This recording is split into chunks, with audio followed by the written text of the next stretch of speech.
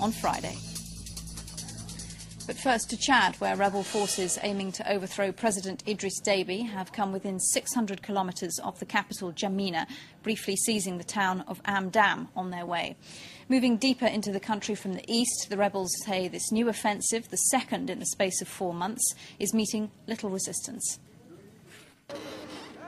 After Gozbeda on Saturday, Chadian rebels roll into the nearby town of Amdam. Fighters continue to storm across the country, edging ever closer to the capital in N'Djamena. Rebel leaders say that more support's coming in from the north.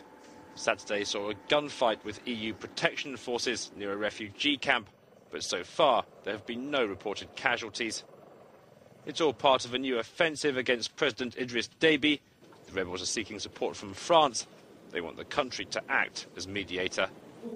We think that right now the Chadians need peace, and instead of getting involved in a war in Chad, France should be helping Chadians to open up negotiations. But visiting the Ivory Coast, French Foreign Minister Bernard Kouchner said that France would not intervene. France's role is not to support the government. There's no reason to intervene because, as far as I know, rebels have been thrown out of Abéché. Out of Abéché, but fighting on elsewhere, and with the French vowing to stay out of things, there are worries the situation could degenerate. Yet again, it's a way to destabilize the country. It's certain that there will be more dead. Young Chadians will die from both sides. Chad's president faces a nervous wait. Back in February, rebels entered the capital, and it took French help to keep him in power. For more analysis, we now join Brahim Moussa, a European spokesperson for the National Alliance, based in London.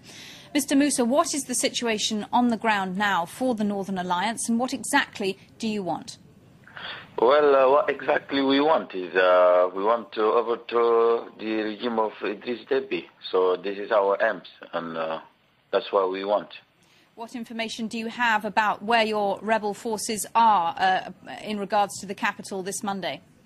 We are in Amdam, and we are in different groups, and not only in Amdam, we're everywhere. Amdam is in just an hour away, and we'll be everywhere in due hours.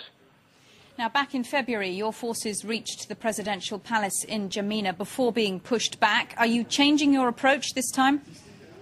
Yeah, of course, because we learn from our mistakes, and this time we're ready to face anything. But your forces are saying you're meeting very little resistance. Could you give us an example of that?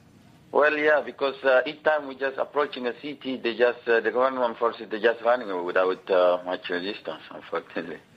And do you have any word on civilian casualties in these towns? No, we don't have any civilian casualty, and we're just avoiding that. And we don't just cause any harm to civilians, and we're just fighting for them, and we're just fighting for the democracy. So you're saying that the Northern Alliance has caused no civilian casualties in this offensive against Idriss Déby? Of course, I can guarantee you that. You can't, or you can? I can guarantee that. Now, France has said it will not intervene in Chad this time to support President Déby. How does the Northern Alliance interpret that position? We appreciate what Bernard Kouchner said, and we think that this is the right decision to take it because the Chad has got internal problem and has to be solved out. If you have a message to pass to President Idriss Déby at this time, what would it be? We just passed the message to Idriss Déby because there is no resistance, and he knows that. He knows that, and there is no resistance if without the French backing him, and we appreciate the French position now. And without just doing much, we ask him to leave. Leave the presidential palace before your forces arrive? Is that what you're calling on him to do? That's what we're calling for, just to leave the presidential palace, and then his time is running out, and we think that the population, the Chadian people need for a new era, and they need for a new government which is democratical. And you're convinced that the Northern Alliance can provide that for Chad? Yes, we are convinced, yeah. That's what the population wants. As you see, when we entered the capital on the 2nd of February, we've been just welcomed by the population.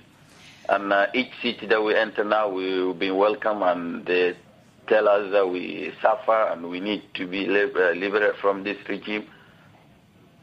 Brahim Moussa, member of the National Alliance, thank you very much indeed for joining us there from London.